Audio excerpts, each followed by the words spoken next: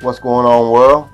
This is going to be a quick video on how to make fire starters using dry lint and Vaseline. So it's pretty much free other than the Vaseline, but you know, most people keep petroleum jelly, Vaseline in their cabinets. But anyways, let's get started. First we're going to grab a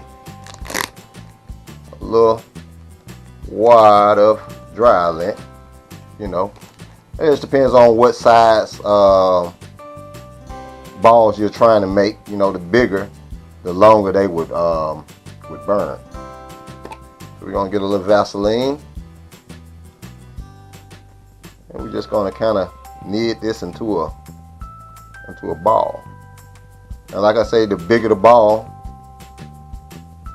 the longer your fire will last. So we're gonna just knead this up real quick.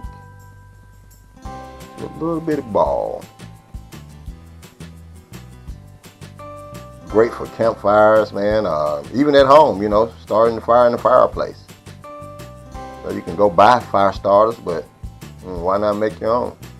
It can save you a few dollars. Get a little messy, but other than that, pretty neat little idea. Okay, now that we got that ball formed, put that up. Slide that back and get my towel.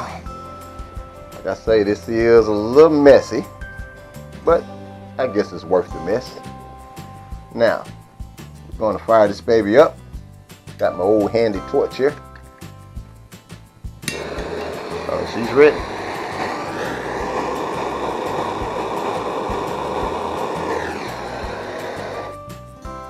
There you go.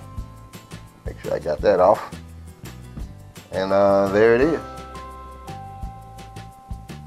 Dry lint and Vaseline, petroleum jelly. And these things are pretty much windproof too. Check this out. Look at that.